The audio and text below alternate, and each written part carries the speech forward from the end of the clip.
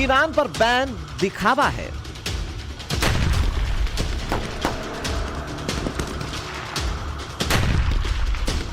क्या युद्ध से यूरोपीय देश कर रहे हैं कमाई?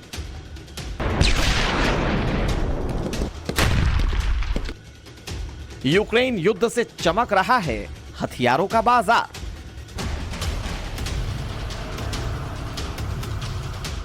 युद्ध से अमेरिका जापानी कंपनियों की मोटी कमाई। पिछले 9 माह रूस और यूक्रेन के बीच भयंकर युद्ध चल रहा है। यूक्रेन के शहरों पर रूस के विमान और ड्रोन कहर बरपा रहे हैं। ऐसा कोई शहर नहीं बचा जहां रूस ने बम और मिसाइलें ना दागी हों।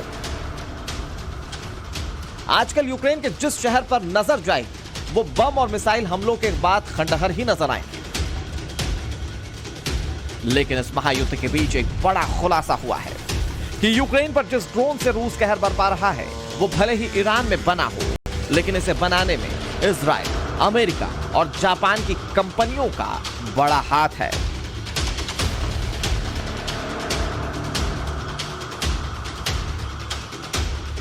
रूस इस युद्ध में ईरान में बने ड्रोन शाहिद और मोहजेर 6 का इस्तेमाल कर रहा है, जो सटीक निशाने पर बम गिराने में सक्षम है। लेकिन अब खुलासा हुआ है कि इस ड्रोन को बनाने के लिए जिस तकनीक और पार्ट्स का इस्तेमाल किया जाता है वो यूरोपीय देशों का है। इतना ही नहीं, ईरान पर अमेरिका के प्रतिबंध के बावजूद उसे ड्रोन बनाने वाले पार्ट्स भी सप्लाई किए जा रहे हैं। ड्रोन मोहजेर 6 में इजरायली तकनीक, इजराइल में बने इंफ्रारेड लेंस से लैस, इजरायली कंपनी ऑफर से लेंस सप्लाई, यूरोपीय देशों से ड्रोन के पार्ट्स की सप्लाई, कई पार्ट्स मेड इन जापान और इजराइल। ड्रोन में इस्तेमाल 200 पार्ट्स अमेरिका में बने। ड्रोन में लगे सर्वो मोटर भी मेड इन जापान। चीन के रास्ते ईरान को सर्वो मोटर की सप्लाई। यह खुलासा ऐसे समय में हुआ है जब अमेरिका, फ्रांस और ब्रिटेन जैसे देश एक तरफ यूक्रेन को समर्थन दे रहे हैं और उसे हथियारों की खुलकर मदद कर रहे हैं। इतना ही नहीं, रूस और ईरान पर प्रतिबंध भी लगाए जा रहे हैं।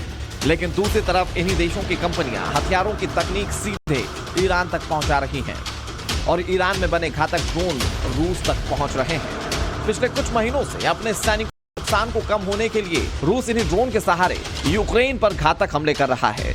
लेकिन यहां पर सवाल यह है कि रूस और यूक्रेन में इस महायुद्ध से दुनिया में फायदा किसका हो रहा है?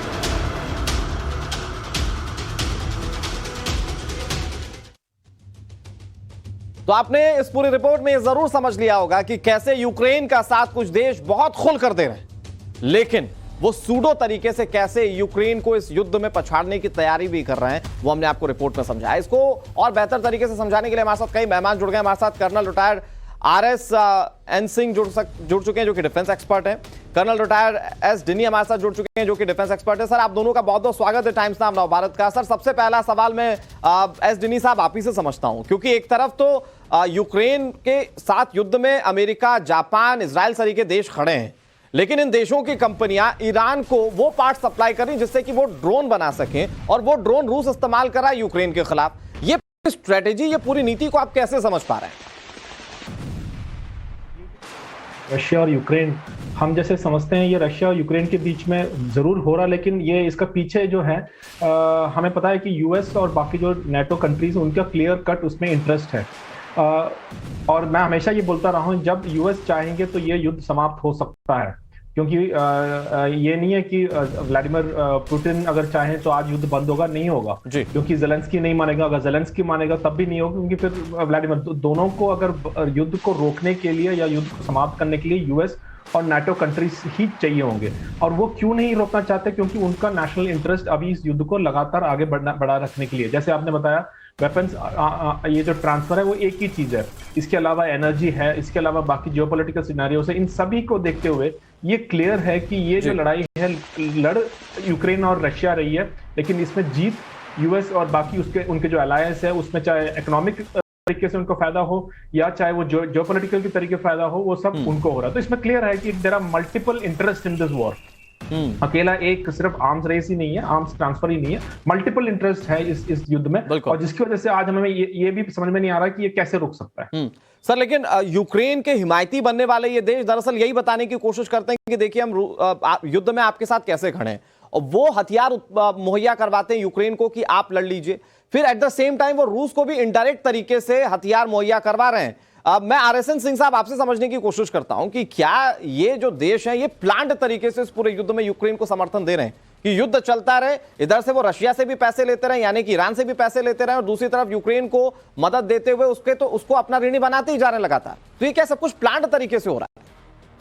नहीं, ये वॉर का अपना इकोनॉमिक्स होता है और हमेशा से रहा है जी। मिसाल के तौर पे मैं 65 की लड़ाई का आपको उदाहरण देता हूं। याद कीजिए उस समय पैटर्न टैंक की बड़ी चर्चा थी, ठीक है ना, जो कि पाकिस्तान के पास था, वो भी अमेरिकन सप्लाई था, और उसके खिलाफ जो एंटी टैंक हथियार 106 मिलीमीटर RCL हम इस्तेमाल कर रहे थे, वो भी अमेरिकन सप्लाई था। तो टैंक वर्सेस एंटी टैंक दोनों इस सब कॉन्टिनेंट में दोनों अमेरिकन। तो ये इसकी वॉर की अपनी इकोनॉमिक्स होती है, और आज तक ऐसा नहीं हुआ कि अमेरिका ने कहीं पे युद्ध किया और उससे प्रॉफिट ना कमाया, चाहे वो इराक का वॉर हो या अभी इस लड़ाई में भी। अगर